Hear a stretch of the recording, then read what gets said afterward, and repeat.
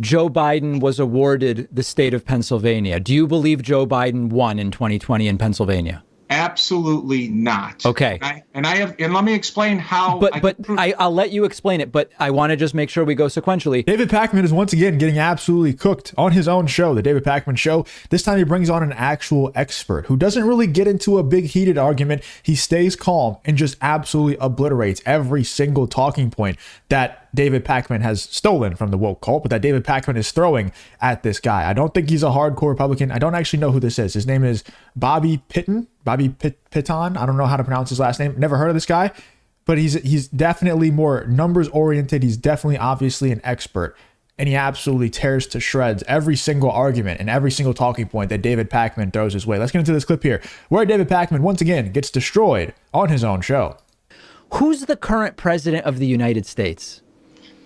Who's the current president? Well, I guess it's a funny question. Is it really? Yeah, I do think we live in a very interesting time where there's forces beyond our visibility that like supernatural. Not supernatural. Oh. There's a group of extremely wealthy, beyond wealthy, like uber wealthy individuals, not just in the United States, but globally, that call the shots on both parties, not just one party. Okay. And so it's almost as though there's a bunch of horse trading taking place behind the scenes. And so, from that perspective, I do believe the will of the American people was ignored in 2020. And the person that's in there is the person that these globalists put in, and that's what I would tell you is I have overwhelming proof. I'll actually be releasing proof about Illinois tomorrow. General Flynn will be in town. I have a fundraiser for my campaign. Ann Vandersteel, Doug Billings, Jovan Pulitzer, Liz Harris from Arizona, Edward Solomon, who's done mathematical work on proving that our elections across the aisle, folks, the uniparty is very real, and frankly, it's undermining you and me. Okay, Bobby, that's a lot. So let's take it piece by piece. Sure. Who are the rich globalists? If you enjoy content like this, then make sure to leave a like and subscribe to the channel. It really does help me out a ton. Let's get back to the video. Globalists that you're talking about. Well, there's a corporate class. Okay. A global corporate class that exists that considers themselves to have more rights than any individuals within any nation state. Who are they? CEOs of major global corporations. But can you name some specific people? So, like, for example, think of BlackRock. BlackRock controls $9 trillion of assets through their structure. He's been in control for over 30 years. Okay. Who else? That's one. Bill Gates is one who parlayed his fortune in Microsoft into other areas. Okay. Why do these leftists play dumb though? Like, I don't get it. David Pakman knows this. David Pakman knows exactly who this guy is talking about. Like, why do we have to specify names? Whenever you say the globalist cabal, like, everybody knows exactly who you're talking about. You're talking about, Bill Gates, the same people that he just listed off, and he's going to go on for longer. But David Pakman's playing dumb as if he doesn't know who this globalist cabal is. I mean, it includes people like the Obamas, the Clintons, and then the owners of all these corporations that very obviously run the world, the weapons manufacturers that have bought out multiple of our politicians, probably the majority of our politicians, and trying to push them towards war so that they can make even more money. Even though they have more money they could possibly spend already, they're willing to go and risk, not just risk, but take away innocent lives because they want to make more money. It's crazy that these people just play dumb. I don't understand how the left, the party that's supposed to be more rebellious, the party that's like, the party of hippies and stuff, they all of a sudden just, it seemed like in 2016, just flipped into the PR team of the establishment, of the globalist establishment, the globalist cabal. When did this happen? Now we have David Pakman, one of the largest creators on the left.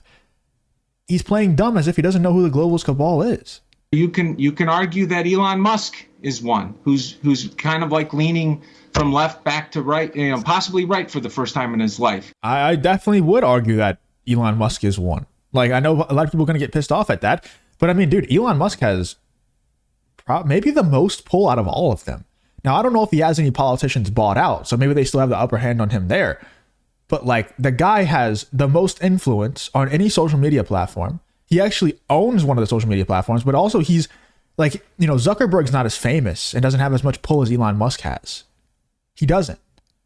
So Elon Musk is not only extremely famous and well known and has that notoriety and the status, but also he owns a social media platform, maybe the largest in the world. I don't know how many users it has in comparison to Instagram or Facebook, but it is a very, very large social media platform, especially when it comes to gathering news. So he can kind of dictate which news is spread further and which ones aren't. Also, he's the richest man in the world outside of Russian oligarchs. The net worth of the net worths of the people who we actually know what their net worths are. He's the richest man in the world. And then also he is like living with Donald Trump right now at Mar-a-Lago. Like he is definitely has the ear of Donald Trump, who is the president tomorrow.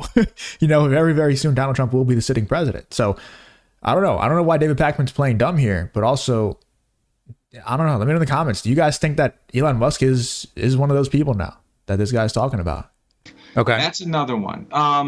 Michael Eisner of Disney used to be one before he retired. Mm-hmm. There's always this legacy wealth that we all know exists, like the Rockefellers, the DuPonts, for example. The DuPont family backed the individual running for U.S. Senate in Pennsylvania. There's like 4,000 DuPonts. Okay. And so it's not like one boogeyman. I got it. It's a bunch of people. Okay.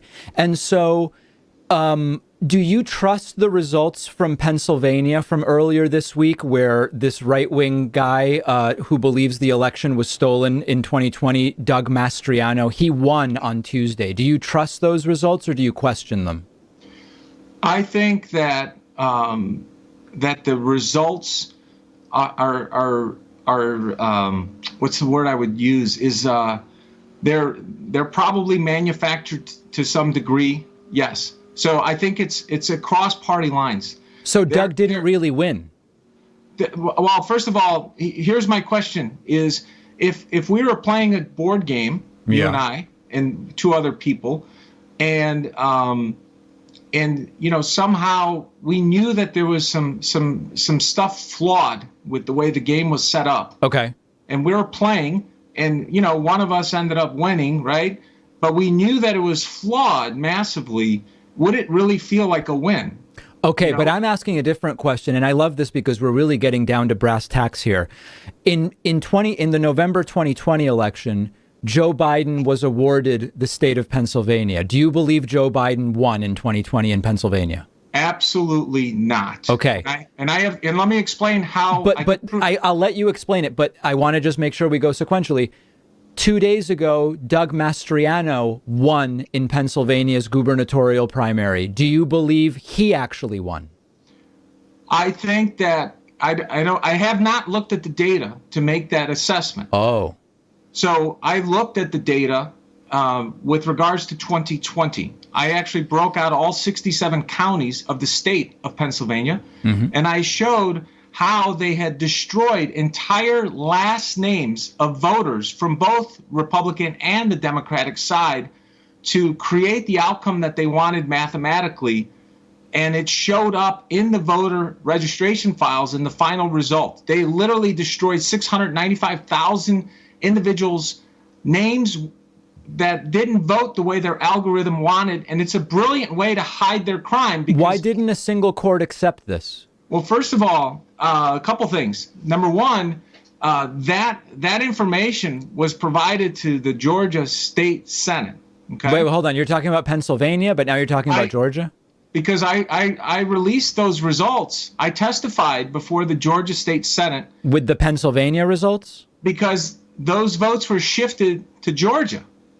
They shifted votes from Pennsylvania to Georgia. To Georgia, like a stock portfolio algorithm. And who did it? People in Pennsylvania or people in Georgia? somebody, whoever has the power to control the voter registration files and the voting system of those two states did it. It's just it's so funny, man, how David Pakman and these people just play dumb. I just don't get it. If you look at what happened in this 2024 election versus the 2020 election, there were certain states like Florida's probably the best example, that really went hard on election reform, which everybody should be doing. I don't get how you're not doing that. But if you look at the results on the 2024 presidential election night, Florida had theirs within an hour of closing the polls. They had who won that state. Now, obviously, the state is a lot more red leaning than, a lot of the other states out there. It's not necessarily a swing state. So it's pretty easy to see who's going to win. But they had the majority of their votes counted within an hour of closing the polls. And then you have Arizona and California and these West Coast states that it took them a week to count a lot of the votes. It took them a couple of days to figure out who was actually going to win those states. And then when it comes to like the races that were down ballot, it took them a couple of weeks to count those. I mean, that is just unacceptable. That is ridiculous. How are we in 2024 with the technology that we have? Well, I guess we're in 2025 now, but back then we're in 2024 with modern day technology, and it still takes multiple weeks to figure out who won presidential and other elections down ballot. How is that even a thing? And how is it also a thing that people like David Pakman and these leftists act like is not a problem, and these states act like they're not a problem? The reason why they're acting like they're not a problem is because all of them are left-leaning states. And so if they act like it's not a problem, then they know they get to be, they get to do some nefarious things, let's say. If they keep the elections how they are, and they don't do election reform. That's what I think. And that's the only logical explanation, I can't think of any other reason. Let me know in the comments why you think that would be the case. Also, let me know in the comments what you guys think about David Pakman once again getting cooked on his own show by this guy who brought all the receipts, who brought all the facts to David Pakman's show, and David Pakman's just left sitting there acting dumb, playing dumb. Let me know in the comments what you guys think about this whole David Pakman versus his based guest situation.